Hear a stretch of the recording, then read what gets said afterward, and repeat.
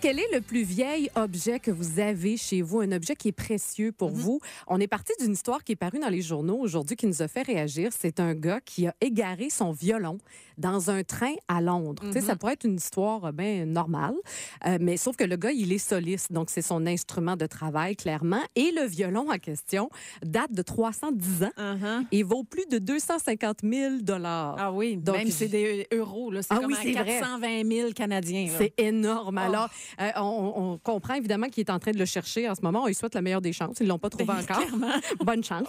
Mais nous, on s'est posé la question, c'est quoi l'objet le plus précieux et vieux que tu as chez toi, auquel tu tiens? Il y en a plusieurs, mais la première chose moi, qui me vient en tête, c'est une petite robe qui est présentement dans la chambre de ma fille.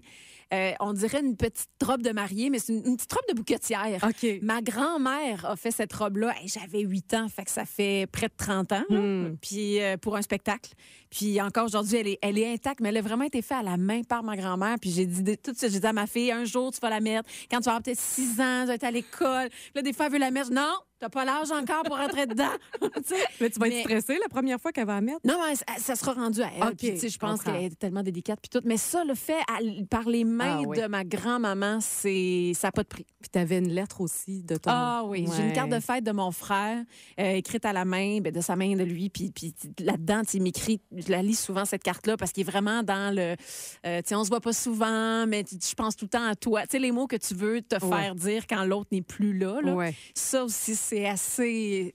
Ça vaut cher, extrêmement précieux. C'est sûr. Toi? Tu vois, moi, c'est une petite médaille, un petit médaillon en or que mon père avait offert à ma mère avant qu'ils soient officiellement ensemble. Tu sais, ça fait 50 ans cette année qu'ils sont ensemble. Donc ça, c'est écrit plus qu'hier, moins que demain dessus. C'est beau! Ma mère me l'a donné parce que je l'ai tout le temps aimé beaucoup. Puis ma mère me l'a donné récemment. Et ça, je porte ça, tu sais, les journées où ça va pas, où je me sens un peu du croche, puis j'ai besoin de réconfort. Je sors ma petite médaille de pépère. Ça me fait du bien. Salut, Guy.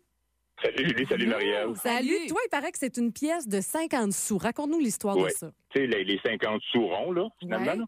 Là. En 1974, en quatrième année, Dolores Boucher, notre professeur, qui devait avoir peut-être 24-25 ans dans ce temps-là, elle avait offert à chaque élève, à la fin de l'année, une pièce de 50 sous ronds. Puis j'ai encore l'année dessus, là, c'est 1965. Puis la plupart des élèves sont partout au dépanneur, au coin de la rue, qui sont tous achetés des bonbons. Puis moi, je l'ai encore 40 ans plus tard. Wow! Et j'ai même fait des recherches avec la commission scolaire et j'ai tenté de rejoindre Dolores Boucher. Ils lui ont donné mon numéro de téléphone, puis elle m'a appelé il y a 3 ans, puis elle n'en revenait pas que j'avais encore ma pièce de monnaie. Elle dit, tu l'as encore? J'ai dit oui, puis c'est vraiment ma pièce porte-chance, tu sais. Wow. Ton porte-bonheur. C'est mon porte-bonheur. Quand que j'ai quelque chose qui m'arrive de bien, je fais juste la resserrer, puis je dis merci. Oh, c'est bien beau! C'est donc bien beau. Allez, il doit y avoir une couple d'enseignants qui se disent wow, ce qu'on donne des fois, ça dure longtemps puis ça vaut quelque chose, là. C'est fou. Ben, je ne suis pas certain qu'il y ait des élèves qui ont reçu d'autres choses, un dessin, un petit cadeau de leur professeur puis qui l'ont gardé en souvenir. Puis elle m'avait marqué puis elle était tellement belle en plus là, en quatrième année. Là, pour les petits garçons, là. On comprend, là. Il y avait de motivation.